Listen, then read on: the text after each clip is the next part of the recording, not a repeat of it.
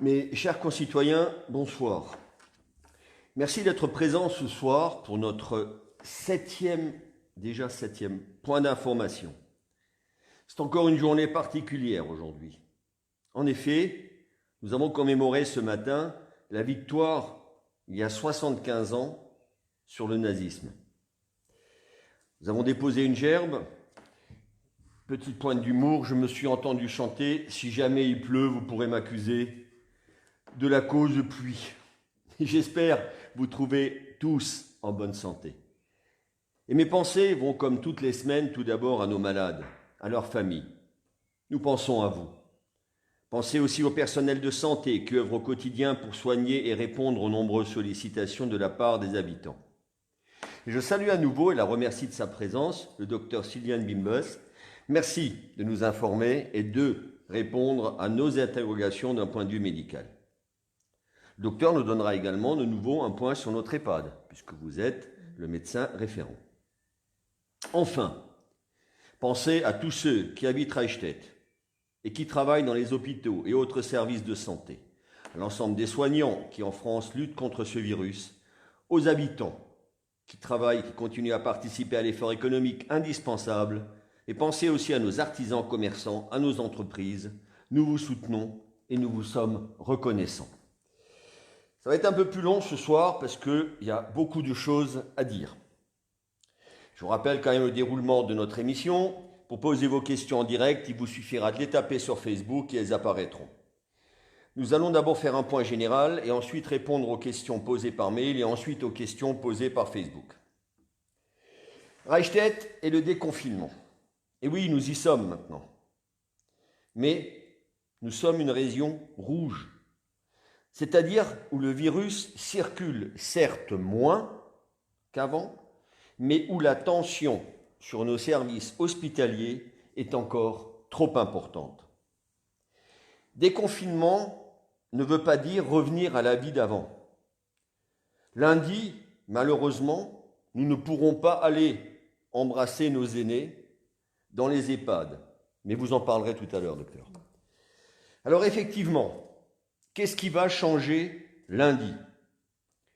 Tout d'abord, c'est l'ouverture de l'ensemble de nos commerces. À 8h30, je suis installé dans le fauteuil de mon coiffeur avec un masque, bien sûr.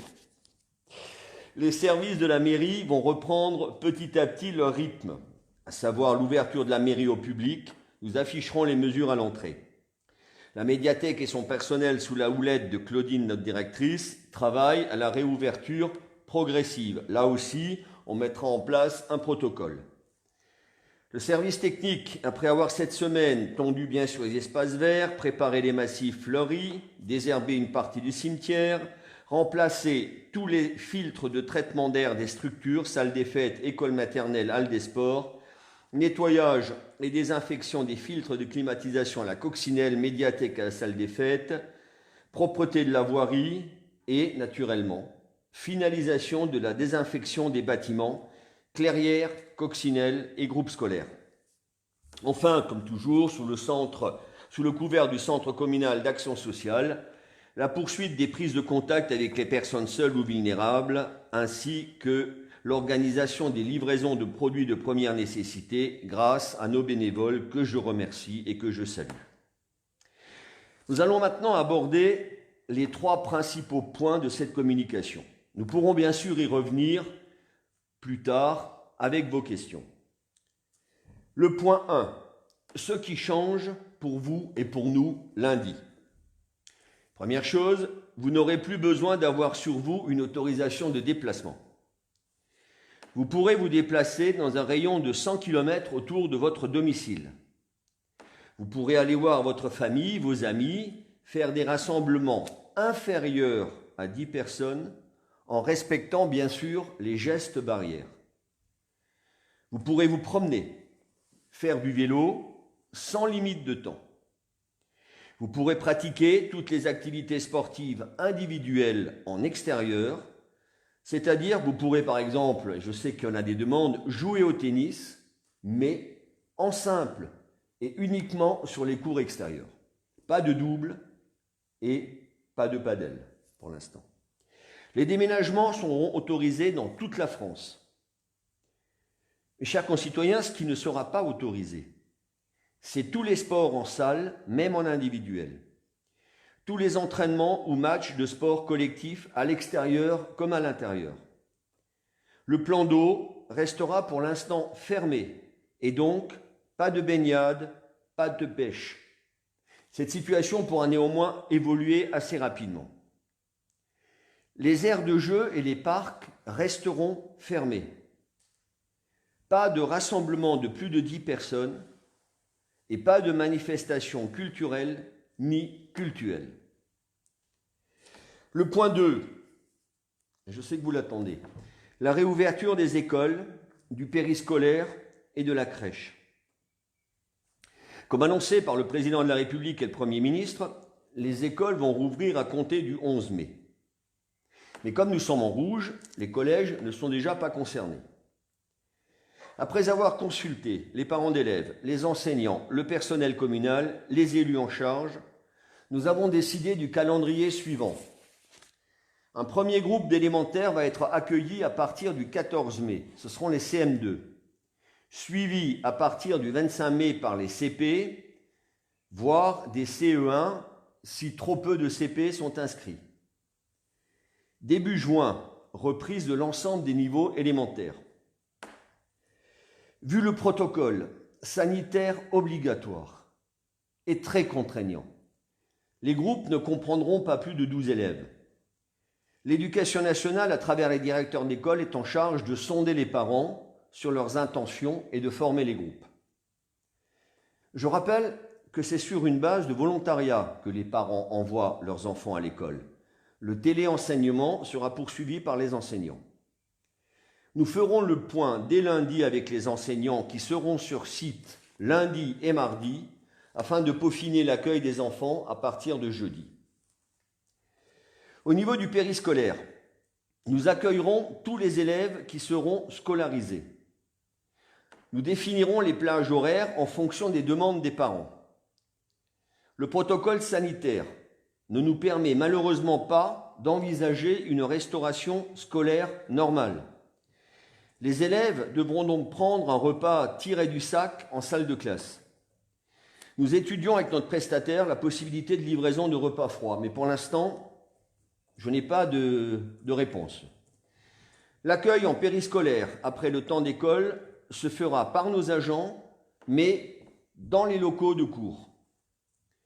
Nous étudions en ce moment avec les enseignants la formation d'un groupe multiniveau réservé à des parents prioritaires et qui serait délocalisé géographiquement afin de répondre aux demandes de nombreuses familles. Nous reviendrons vers les parents en début de semaine.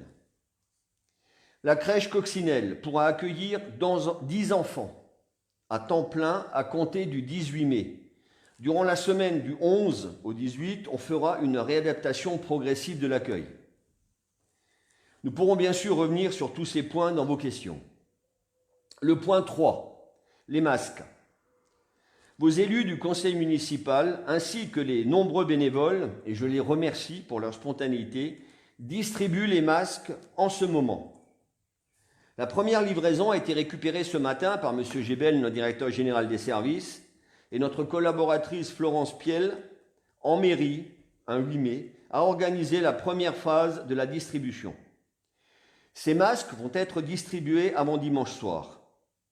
Ils correspondent à 50% de la population. Je vous l'avais dit la semaine dernière. L'autre moitié sera réceptionnée courant semaine prochaine et distribuée dans la foulée. Cette distribution se faisant sur la base du fichier de la taxe d'habitation, nous savons d'ores et déjà que nous aurons une marge d'erreur.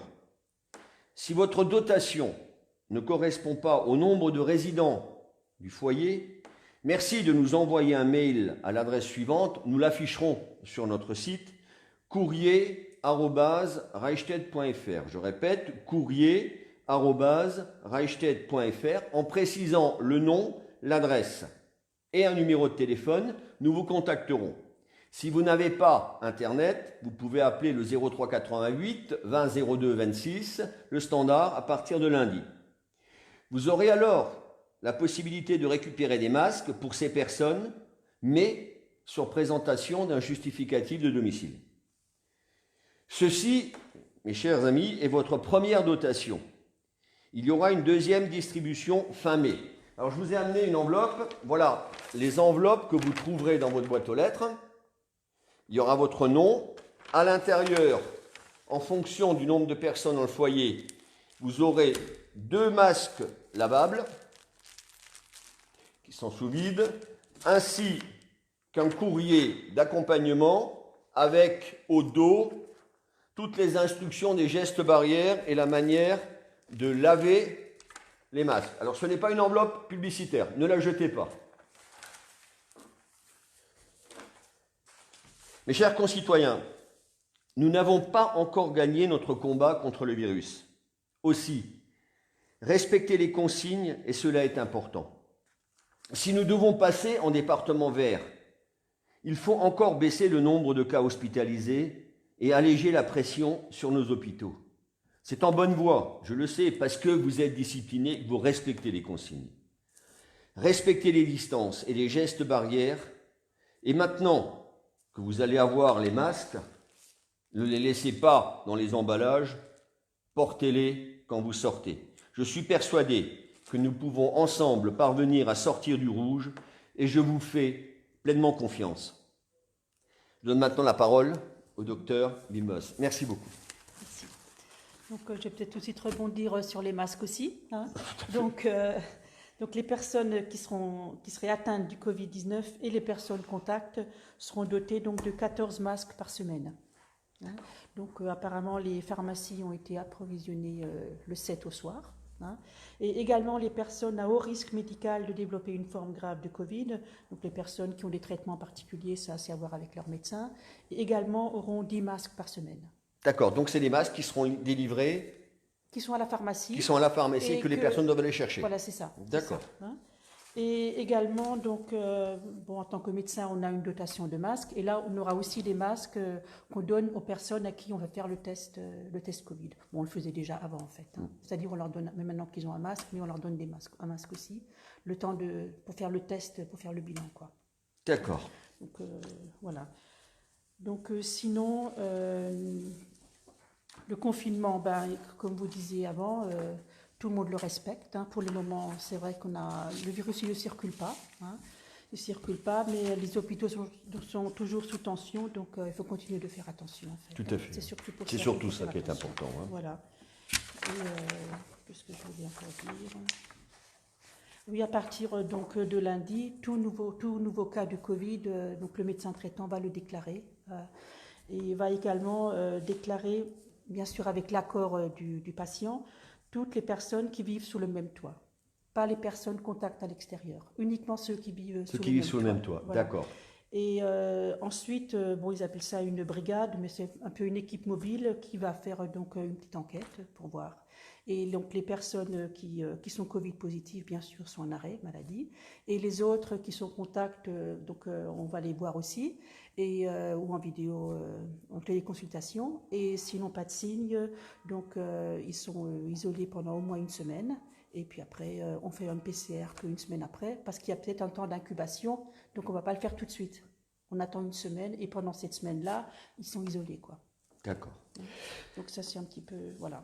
Je crois qu'il y a une chose qu'il faut rappeler qui est importante, malgré la pression hospitalière qui est toujours présente, il ne faut pas retarder les rendez-vous chez les médecins spécialistes, voire même à l'hôpital. C'est ça. Mais maintenant, ils commencent à reprogrammer les interventions. Depuis une semaine, on commence de nouveau à voir les gens, effectivement, pour d'autres pathologies, parce qu'ils attendaient. Bien sûr. Et là, quand même, il faut que maintenant, en fait, qu'ils consultent. Pareil pour les bilans sanguins.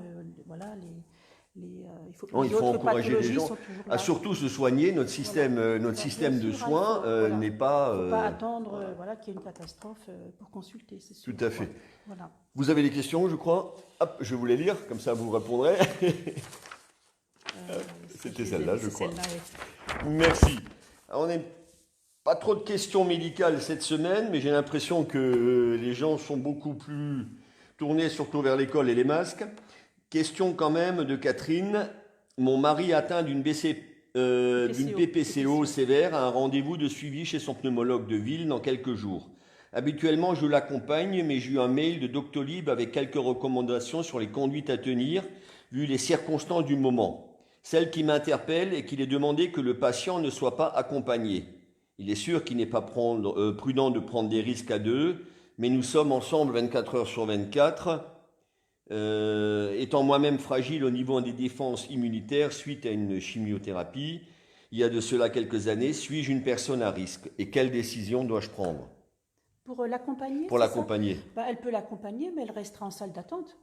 Voilà. Parce que si elle l'accompagne, peut-être que le pneumologue fera un bilan où il y aura il devra cracher ou n'importe, donc elle sera quand même... oui, donc elle l'accompagne, mais elle reste en salle d'attente, quoi. D'accord. Alors, une question qui revient souvent aussi d'actualité, et on peut la comprendre. Pour ne pas retourner travailler, j'ai peur. Que me faut-il comme attestation médicale?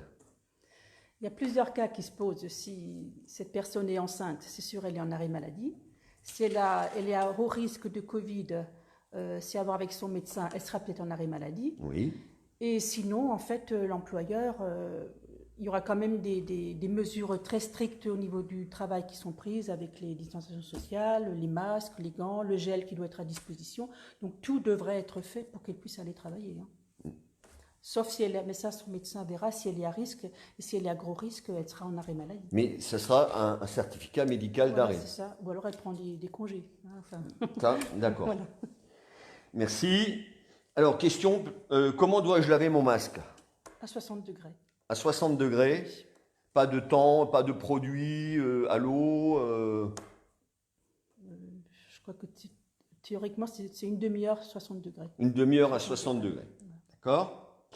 Là, une question d'actualité. Les enfants vont retourner à l'école. Est-ce que mon enfant va être infecté? Si j'avais la réponse. Ah oui, wow. Difficile. Difficile, hein. Ouais. Plus ils sont grands, plus ils seront raisonnables. Ouais. Bien, merci. On va sûrement y revenir parce que je vois que les questions commencent à défiler. Au niveau des questions par email encore, une question de Marie-Josée. À partir du 11 mai, pourra-t-on à nouveau utiliser les ateliers de sport de plein air installés à Reichstedt? D'autre part, pensez-vous envisageable d'ouvrir la gravière prochainement en prévoyant un aménagement pour permettre la distanciation sociale, bien sûr? Marie-Josée, désolé, pour l'instant, nous sommes encore une région dite rouge et donc les parcs et les aires de jeu sont fermés au moins jusqu'au 2 juin, de même que les plans d'eau. Mais votre question est pleine de sens parce qu'il va falloir qu'on y réfléchisse et qu'on trouve des solutions très rapidement parce que l'été arrive, les périodes de chaleur, de canicule, et je me vois très mal interdire l'accès aux plans d'eau. Donc c'est quelque chose que nous allons étudier rapidement avec le préfet. Une question d'Aldric. Autorisez-vous la réouverture du tennis club padel? Aldric, je crois que j'y ai répondu. Le tennis en simple, oui, sans utilisation de vestiaire. Le padel ou le tennis en double, non. Une question de mère de 3 enfants, dont un en classe de CE2. Que prévoit-on pour ces classes-ci? Devons-nous attendre début juin pour avoir des indications? Non, j'en ai parlé tout à l'heure. Pour l'instant, il faut que la rentrée se fasse progressive, sinon nous allons dans le mur. On ne peut pas accueillir tous les enfants du jour au lendemain. Je crois que les enseignants, les enfants, notre personnel, tout le monde doit s'habituer, je veux dire, à la fois aux gestes barrières et à cette situation exceptionnelle. Donc, on va réfléchir, je l'ai dit tout à l'heure, à formation d'un groupe multiniveau, mais pareil, nous serons limités à 12 enfants. Alors, une question, je n'y répondrai pas, mais je la lis parce qu'elle peut interpeller nos concitoyens. J'aimerais comprendre en quoi l'ouverture des crèches et l'accueil d'un public de moins de 3 ans est moins problématique que l'ouverture de la petite et moyenne section maternelle. Je ne comprends vraiment pas cette logique. Pouvez-vous me l'expliquer? Je déplore cette non-reconnaissance de la petite enfance de manière générale, absence totale de citation et d'explication dans les allocations gouvernementales et de leurs professionnels. Vous n'avez pas tort, mais je dirais, les enfants de 3-4 ans sont quand même des êtres qui commencent à ressentir les choses. Mon expérience de prof de PS, comment vous dire, à 3-4 ans, c'est quand même l'âge de la découverte, sociabilisation, et faisons attention de ne pas rentrer dans une forme de traumatisme. Je vois des enfants de 3-4 ans face à une personne masquée, leur donnant des consignes relativement strictes, puisque le protocole sanitaire doit être appliqué. Ça me paraît franchement plus difficile à comprendre qu'en crèche, où on a quand même des gens, ils sont habitués, c'est un petit peu le côté familial et les nounous, des nounous. Voilà ce que je pouvais vous répondre. Je sais que ma réponse ne va pas vous suffire, mais je n'ai malheureusement pas la réponse. Peut-être on lancera un débat où les concitoyens vont répondre ou proposer des choses. Pour revenir à Aldric tout à l'heure, il y a une note qui est sortie du vice-président Claude Frely, chargé des sports au niveau de l'Eurométropole, où nous allons très rapidement nous réunir pour essayer de voir quelles sont les pratiques sportives qui pourront être autorisées au niveau de l'Eurométropole, concernant notamment quand même les piscines et les plans d'eau. Alors on va prendre maintenant vos questions qui sont nombreuses. Alors, nous avons reçu 2 masques. Une par personne. Aurons-nous encore des masques? Je croyais que c'était 2 par personne, par foyer. Oui, vous avez entièrement raison. Je l'ai dit tout à l'heure, il y a une première livraison qui a été faite. Alors, 50% du village est équipé. 50% du village sera équipé courant de la semaine prochaine. Et après, il y aura un deuxième arrivage de 2 masques vers la fin du mois. Donc, je pense que fin mai, le département nous aura livré ces masques et nous les distribuerons. Alors bonsoir, quand allez-vous contacter les personnes qui sont proposées pour la distribution du masque? C'est très gentil à vous, hein. Je veux dire qu'on ne vous a pas oublié, on pensera à vous pour la deuxième distribution. Là, nous avons eu beaucoup de monde, beaucoup de demandes de bénévoles et c'est vraiment super. Là, le conseil municipal a participé ce matin, on a fait appel à quelques bénévoles. Je vous remercie, on ne vous oublie pas, vous êtes dans le listing. Il y aura une deuxième distribution, on pensera à vous. Alors, l'école maternelle est-elle fermée jusqu'en septembre? Ouvre-t-elle le 11 mai? Non, pour l'instant, nous avons décidé, avec l'équipe pédagogique, de ne pas rouvrir les écoles maternelles. Nous verrons début juin, éventuellement, pour les grandes sections. Mais pour l'instant, les maternelles, c'est à la maison. Pour les masques, c'est combien par foyer? Eh bien, c'est un masque, dans un premier temps, un masque par personne vivant au foyer. Et ensuite, vous en aurez un deuxième fin de mois. Par classe, c'est combien d'élèves maximum? Nous avons défini un nombre de 12 pour l'instant. Je vais vous laisser répondre, docteur. Jusqu'à quand devrons-nous porter un masque?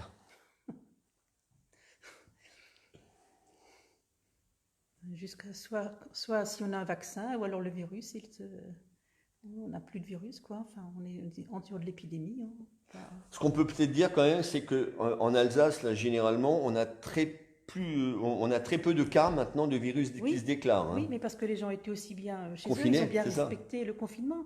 Mais si on ne le respecte pas et qu'on sort, ça va changer, ça peut changer. Ouais. Si on continue effectivement et qu'on porte le masque, ça se passe bien, mais... Tout à fait. Tout le monde a... Moi, je trouve qu'à Reichstett, tout le monde le respecte bien. Oui. Enfin, et vous pensez quand même que le confinement est... Ah oui, à mon avis, oui, mais on le voit bien. Hein. On le voit bien. On n'a plus de nouveaux cas. Hein. Ouais. Donc, ça prouve bien qu'il ne circule plus. Hein. Là, il a rien à se mettre sous la dent. Hein. Il y a des gens... Non, il y a très... Très bien. Le collège Schulweiersheim, il ouvre quand? Alors, je l'ai dit tout à l'heure, hein, les collèges vont rouvrir le 11 mai dans les régions vertes. Dans les régions rouges, les collèges n'ouvriront pas pour l'instant. Je pense que c'est repoussé au-delà du 2 juin. Est-ce que les dentistes ouvrent? Oui, normalement. Je pense. Voilà, les dentistes, oui, on peut vous répondre. Les dentistes ouvrent à partir de lundi. Vous pourrez reprendre rendez-vous chez votre dentiste. Bonsoir, nous accueillons chez nous depuis le début du confinement une proche en instance de déménagement au moment du confinement, donc à l'heure actuelle sans domicile à elle. Elle va rester chez nous encore quelques semaines. Pouvons-nous avoir un jeu de masque en plus? J'en pense que ça ne posera pas de problème, mais vous rentrez en contact soit par mail, vous nous expliquez la situation, vous nous donnez vos coordonnées, vous serez contacté pour un jeu de masque. Mon fils rentre d'Angleterre samedi, doit-il rester en quarantaine? Officiellement, il n'y a rien qui est dit, non? Ouais. Non, non. Voilà. Donc, je pense que le meilleur moyen, c'est Après, de... il faut qu'ils fassent les mêmes précautions que Ouais, n'importe même qui. précautions, Hein, ouais. voilà. Donc, ou alors, si vous voulez vraiment un renseignement, téléphonez à la préfecture, ils vont renseigneront, hein, je pense. Comment cela va se passer pour ma fille qui est au CP? Je la dépose en général à 7h30 le matin et vous la crie, je vais être obligé de faire des heures supplémentaires. Donc je ne pourrai la chercher que vers 18h20. Et quand auront-ils des plateaux repas s'ils sont bien disponibles à l'EHPAD? Ils sont bien disponibles à l'EHPAD, à l'hôpital. Oui, bien sûr, vous avez raison. Mais un groupe scolaire et une salle de classe n'est pas un EHPAD et n'est pas un hôpital qui, rappelez-vous quand même, dispose de sa propre cuisine. Le Périsco là, n'a pas sa propre cuisine, nous sommes livrés.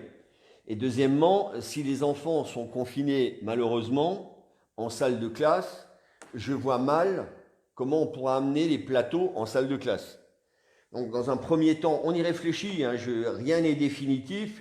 Vous savez, moi la proposition que j'avais faite au départ, c'était d'aménager la salle des fêtes en grand réfectoire, mais il semble bien que le protocole ne nous le permet pas, parce que les groupes ne doivent pas se croiser et ne doivent pas utiliser des locaux communs. Et on ne pourra décemment pas faire manger un groupe à 11h, désinfecter la salle des fêtes pour le deuxième groupe, pour le troisième groupe, le quatrième groupe. Ça, c'est impossible. Et pas le personnel, et puis pas les produits non plus. Donc pour l'instant, je dirais, on va démarrer comme ça. Alors je sais bien que se pose le problème des parents qui ont des journées longues, et qui, malheureusement, les enfants vont aussi subir ces journées longues. On est en train de réfléchir avec les animateurs de manière à pouvoir occuper, sachant pertinemment qu'on est plus ou moins limité pour les sorties extérieures. Il n'y a pas de jeu de ballon, on n'a pas le droit d'utiliser beaucoup d'ustensiles qui d'habitude permettent de faire passer une journée agréable à nos enfants. Et donc, voilà, ce n'est pas vraiment une réponse que je vous donne, c'est des pistes. Et votre enfant, on va essayer de le prendre en charge pour vous permettre d'aller travailler. Voilà la réponse que je peux vous donner. J'ai été volontaire pour distribuer des masques et je n'ai pas été contacté. Est-ce normal? Oui, c'est normal. Vous avez été plus de 60 à nous contacter. Or, on n'avait déjà qu'une première moitié de masques à distribuer. Le conseil municipal a été volontaire aussi. Ce n'est pas une question de politique, je vous rassure. On a réservé la deuxième moitié des masques ainsi que le prochain masque aux bénévoles. Mais comme dit, je vous remercie encore pour votre engagement et il y a plein de choses à faire si vous êtes bénévole dans notre village. Alors, peut-être une question pour vous, docteur. On parle tout le temps de porteurs sains, mais combien de temps pouvons-nous être porteurs sains de ce virus? Porteur sain, c'est comme si vous avez la maladie. Hein. Quelqu'un qui a un test positif au PCR, apparemment, il pourrait encore être contagieux pendant 45 jours. Enfin, on ne sait pas trop. Donc, l'asymptomatique, j'imagine que c'est pareil. On ne sait pas. On ne sait pas. On ne sait pas, vu qu'on n'a pas fait le... On revient toujours au test. On le saura si on fait la sérologie, ouais. Mais comme elle n'est pas non plus à 100%, en fait, il n'y a que le PCR qui est vraiment... disons que si on est PCR positif, c'est sûr qu'on l'a. Si on est négatif, il peut encore y avoir des faux, quoi. Mais voilà, il faudrait tester, quoi. Voilà. Alors, bonsoir. Vu que la population a reçu un masque, et merci à vous, avec plaisir, vous devriez établir un arrêté obligeant les gens qui sortent avec celui-ci. Alors, on va toujours bien relativiser. Déjà, l'ensemble de la population n'a pas encore reçu un masque. Ils l'auront fin de la semaine prochaine. Deuxième chose, le maire ne peut pas sortir un arrêté rendant le port du masque obligatoire. Ce n'est pas de sa compétence. Et les maires qui l'ont fait ont vu leur arrêté cassé par le préfet. Je crois que là aussi, il faut faire preuve de bon sens. Si vous allez vous promener à la forêt du Fort tout seul, ou même à deux, et que vous ne risquez pas de rencontrer quelqu'un, le port du masque n'est vraiment peut-être même pas utile. Par contre, si vous allez faire vos courses dans une grande surface, si vous allez dans un lieu, si vous prenez Le transport en commun, et là d'ailleurs je pense que le transport en commun, le masque est obligatoire, là c'est clair, hein, ça c'est au niveau national. Donc moi je dis, transport en commun, le masque est obligatoire, grande surface, si vous l'avez, il faut le mettre. Pour votre promenade, pour votre activité sportive, ce n'est pas nécessaire et le maire ne prendra pas d'arrêté demandant le port du masque ou rendant le port du masque obligatoire. Les enfants de moins de 2-3 ans sont encore plus sensibles selon moi. Vous avez raison madame, mais je veux dire qu'on pourrait en parler des heures. Ça dépend de l'enfant, ça dépend de l'environnement familial, ça dépend si l'enfant a une fratrie. Je suis tout à fait d'accord avec vous. Le problème, c'est qu'à un moment donné, il faut faire des choix. Ce choix, ce n'est pas moi qui l'ai fait, c'est une équipe. Et donc, voilà, on s'en tiendra là, sachant qu'on a peut-être tort. Alors, Doctolib nous dit de venir à l'heure pour ne pas rester dans la salle d'attente. Et vous, docteur, vous me dites d'attendre en salle d'attente? Voilà. Bien sûr, si on fixe, moi aussi je travaille sur rendez-vous. Maintenant, la personne n'est pas forcément là à l'heure, le rendez-vous dure peut-être plus longtemps, entre-temps ça peut être coupé par téléphone, donc quelqu'un d'autre arrive. Voilà, donc on essaye quand même de faire en sorte que les gens... De toute façon, vous avez dans vos salles d'attente les distances. Voilà, les distances, voilà. Donc voilà, c'est difficile pour tout le monde, on essaye effectivement, bien, de faire notre mieux, quoi. Les clubs associatifs peuvent-ils rouvrir, type club câlin, club de tennis? Alors pour l'instant, je réponds, les clubs ne rouvrent pas. L'activité, je l'ai dit tout à l'heure pour le tennis, peut reprendre sous certaines conditions, tennis en simple, sans utilisation du clubhouse ou des vestiaires. Un club canin veut dire que si vous allez au club canin, vous restez dans l'enceinte du club pour entraîner votre chien et vous respectez la distanciation. Voilà, si vous faites de l'agility, il n'y a pas de souci. Si vous faites du ring ou du RCI et que vous avez un homme d'attaque, etc., il faut garder les gestes barrières. Donc, félicitations pour votre Marseillaise, monsieur le maire. Je crois que le résultat, le ciel s'est couvert et il va pleuvoir. Merci quand même. Alors, pouvez-vous nous dire quand les déchetteries seront rouvertes à nouveau? Oui, tout à fait. Les déchetteries rouvriront à partir du 11 mai. Mais dans un premier temps, et notamment la première semaine, ça sera réservé aux déchets verts. Hein, donc la Vansenau sera ouverte pour nous. On parle même d'installer de nouveau des déchetteries mobiles. Et le 23 mai, on aura notre première déchetterie mobile de nouveau à Reichstätt. Mais je répète, ça sera réservé aux déchets verts. Donc 23 mai à Reichstätt et à partir de la semaine prochaine, déchetterie mobile aux horaires usuels d'ouverture à la Vansenau. Si la zone passe en vert, la Gravière pourrait rouvrir avant le 2 juin. Tout à fait, tout à fait. Si on passe en zone verte, mais même, je dirais, il faut qu'on y réfléchisse différemment, zone verte, zone rouge. Le plan d'eau, il va falloir en discuter avec, on a deux partenaires si vous voulez. On a la préfecture, dans le cadre de la sécurité, et on a l'agence régionale de santé, qui elle est responsable de l'eau. Donc il va falloir, avant de rouvrir déjà, qu'on fasse des premiers tests de l'eau, parce que vous savez quand même, on a souvent des petits soucis avec notre plan d'eau. Donc normalement, à cette époque de l'année, on a déjà fait au moins 2 tests de la qualité de l'eau. Ce que n'a pas été réalisé cette année, puisque les laboratoires avaient fermé. Mais il est clair que, et je comprends que on ait ce besoin de retour au plan d'eau et de baignade. Par contre, ça demandera beaucoup de discipline, et je le dis vraiment comme je le pense, si on rouvre le plan d'eau, les maîtres nageurs ne seront pas là si on en trouve, hein, parce que ça c'est pas encore sûr. Les maîtres nageurs ne seront pas là pour faire respecter la distanciation sur la plage. C'est pas leur job, ils sont là pour la sécurité des baigneurs, et donc il faudra faire vraiment appel au civisme de tout le monde. Est-ce que le port du masque est obligatoire dans l'espace public? Dans les transports. Les transports, le train, le tram, oui. Mais autrement, la voie publique, non. Voilà, on vous a répondu. Train, tram, bus, bien sûr. Si vous prenez un taxi ou autre chose, le chauffeur peut vous imposer. Lorsque vous allez chez votre commerçant ou chez votre, par exemple, coiffeur, il peut vous imposer le port du masque. C'est normal, c'est ses règles, son protocole sanitaire.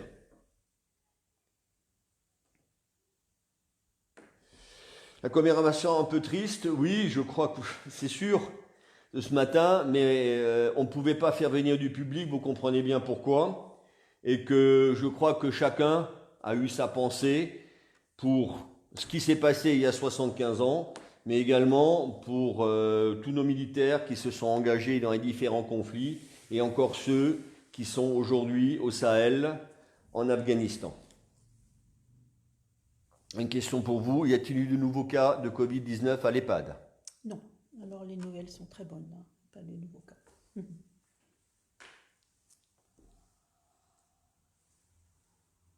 Alors, je ne comprends pas bien la question, et faire manger chaque groupe dans sa classe avec les repas de l'école. Le problème de repas de l'école, c'est pas les repas de l'école, c'est les repas du centre du Périsco. Donc, de toute façon, on se posera le problème aussi, on l'a évoqué déjà, c'est qu'on va accueillir un groupe d'enfants, mais l'ensemble du groupe d'enfants ne restera peut-être pas à la pause médiane. Il y en a certains qui vont rentrer chez eux. Donc comment on va gérer ça? C'est une réflexion. Et on va commencer par des repas tirés du sac. Je sais que ce n'est pas très égalitaire et que ce n'est pas très juste par rapport aux enfants qui vont voir ce qu'a l'autre, et ça sera forcément différent. Je préférerais également un plateau ou un sac unique. Mais on essaiera d'évoluer. Je comprends votre questionnement. On essaye d'évoluer. Voilà ce que je peux vous répondre là-dessus. Est-ce qu'on peut laver les masques à la vapeur? Je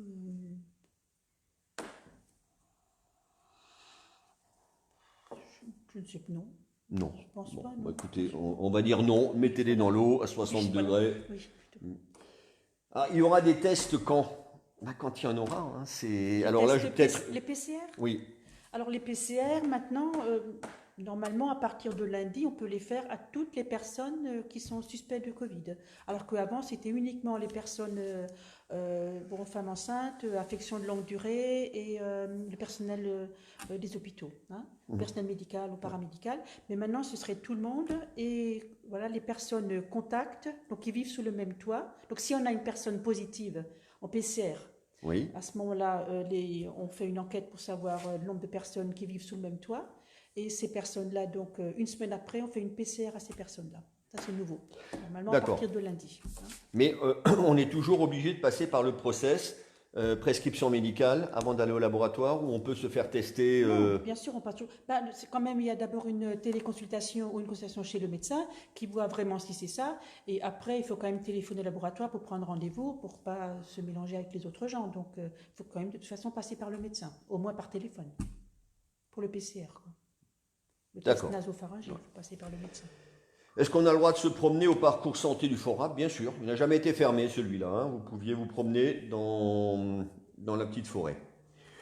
Mon fils a été convoqué pour sa journée défense et citoyenneté. Il n'a pas vu qu'on était en confinement. Est-ce qu'il doit reprendre contact avec la mairie ou la caserne concernée? Je pense qu'il vaut mieux qu'il prenne contact avec la caserne concernée plutôt qu'avec la mairie, puisque nous signons que les attestations. Donc, qu'ils prennent contact avec la caserne concernée s'il a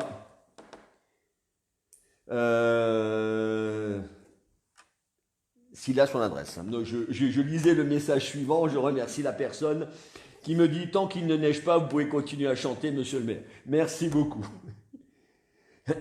La pêche, quand autre que la gravière? Écoutez, la réponse, elle est simple.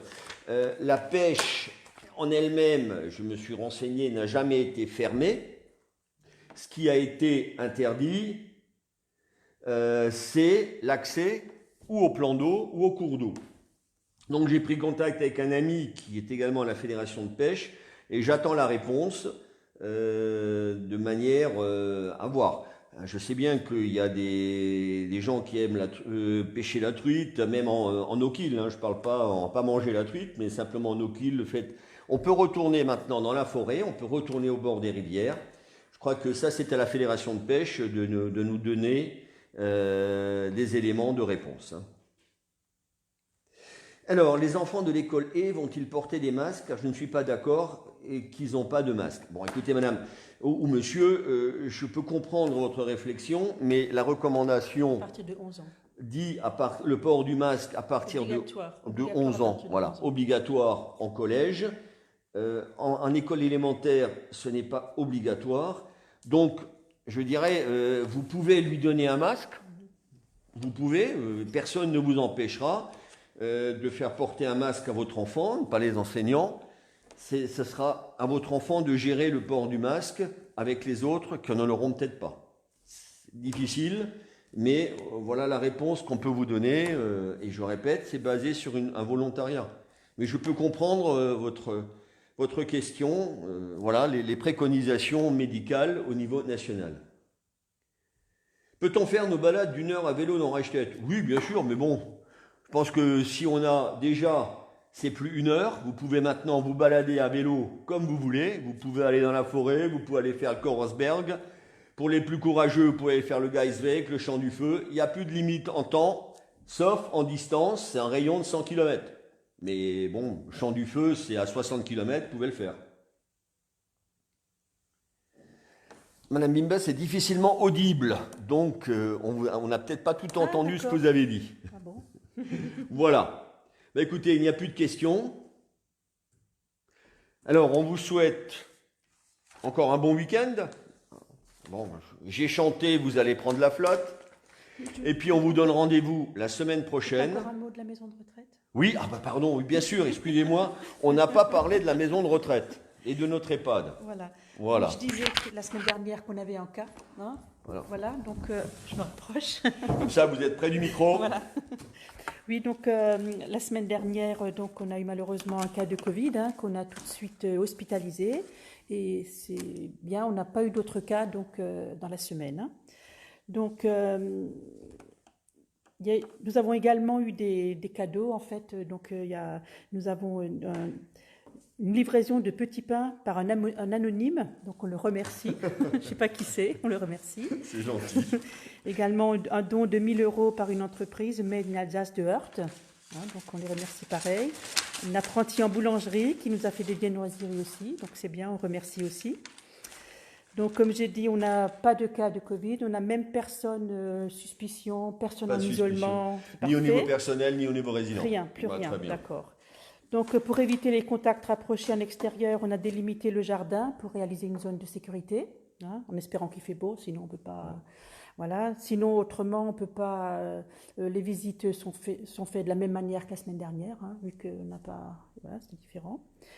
Et donc, comme on a testé tous les résidents, on a fait une PCR la semaine dernière à tous les résidents, et qu'on a eu un positif, on fait un deuxième test PCR mardi prochain, dans l'unité où cette personne était en fait, d'accord. Comme il y a l'incubation 5 jours, on a coupé la poire en 2, donc on la refait mardi prochain. Très bien. Voilà. Et donc après la semaine prochaine, donc on accueille on fait à nouveau des admissions, donc selon un protocole très strict. Voilà. Donc voilà, en gros, tout se passe bien. Merci beaucoup. J'espère que ça continue. Et pour terminer, un grand merci à Nicolas.